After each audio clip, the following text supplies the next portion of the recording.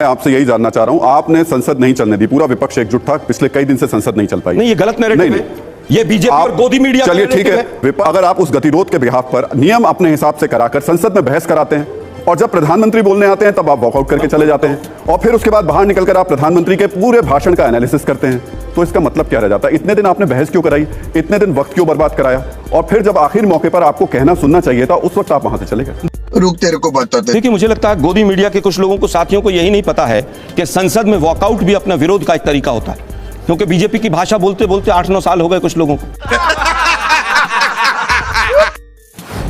दोस्तों, गोदी मीडिया के एंकर की आज आलोक शर्मा के द्वारा गजब धुलाई हुई है। गोदी एंकर संसद न चलने का जिम्मेदार विपक्ष को बता रहा था। गोदी एंकर की एक तरफा पत्रकारिता देख कांग्रेस के प्रवक्ता आलोक शर्मा का पारा हाई हो गया और उन्होंने गोदी एंकर की धुलाई करना चालू कर दिया। वीडियो आखिर तक देखिएगा। आखिर में आप देखेंगे जब गोदी एंकर आलोक शर्मा के द्वारा एक्सपोज होने लगा तो बीजेपी से सवाल पूछ बैठा और उसका परिणाम आपको वीडियो के आखिर में दिखेगा। चलिए आपको आगे का वीडियो दिखाते हैं, उसके पहले वीडियो को एक लाइक कर दीजिए। हम पूछना चाहते हैं, सुषमा स्वराज जी और अरुण जेटली जी ने कहा था कि संसद को चलाना सत्ता पक्ष का काम है।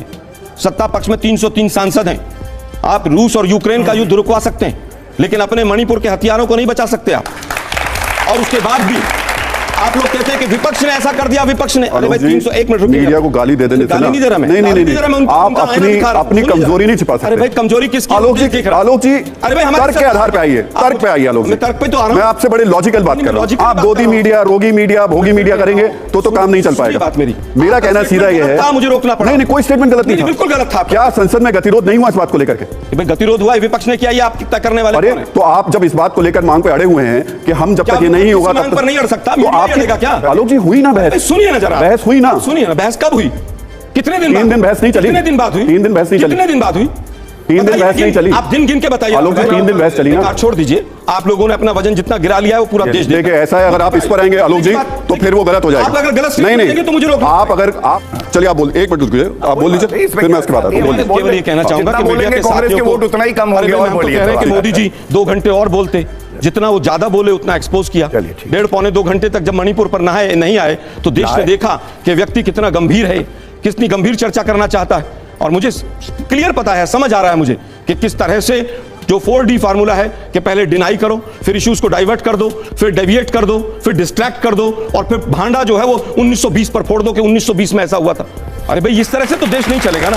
ये तो रहा, पर मेरी बात तो सुन लीजिए। मैं जब कह रहा हूं कि आप यहां आज प्रधानमंत्री से माफी मांग रहे की बात कर रहे हैं तो फिर उस वक्त के प्रधानमंत्री ने माफी मांगी थी जो आज आप मांग रहे हैं। अरे भाई मैं कह रहा हूं कि पहले के प्रधानमंत्री ने, मान लीजिए कोई गलती भी की है, मतलब मनमोहन सिंह ने गलती की थी, मैं नहीं कह रहा, मैं कह रहा हूं अगर ये गलती की है तो क्या देश के प्रधानमंत्री को लाइसेंस मिल जाएगा? आपने ये मान लिया तो आ गया, बिल्कुल ठीक है, उत्तर दे दूं। आप मुझे केवल ये बता दीजिए, राजस्थान में ऐसा हुआ, वहां पर ऐसा हुआ। अरे एथनिक लिंचिंग हो रही है, 2 समुदाय आपस में गोली लेकर लड़ रहे हैं, 8000 बंदूकें वहां से चोरी हो गई हैं, 3 लाख 4 लाख कारतूस चोरी हो गए और वो चोरी करवाए गए प्रशासन के द्वारा, बीजेपी के इशारे पर। ये सुप्रीम कोर्ट में तमाम एफिडेविट्स में चीजें सामने आ रही।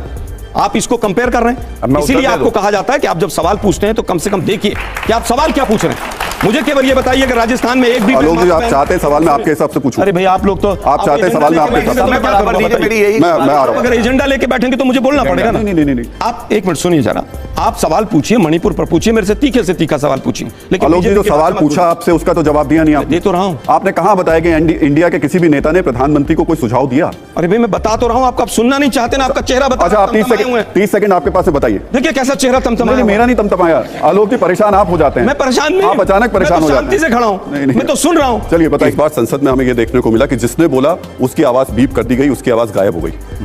ऐसे कौन से शब्द हैं जो संसदीय भाषा की कुछ डिक्शनरी है, शब्द है, तय होती है उसमें? बिल्कुल। इस बार जिसने बोला आपने उसके शब्द उड़ा दिए, आपने उसके शब्द काट दिए। देखिए 2 अलग अलग बातें आप कह रहे हैं। पहली बात तो मैं तथ्यात्मक रूप पे आपको बता दूं कि संसद में जब राहुल गांधी भी बोले, उनका पूरा भाषण लाइव हर चैनल ने काटा, TV9 भारतवर्ष ने भी काटा। 15 मिनट से उस पर लोकसभा के स्पीकर ही दिखते रहे।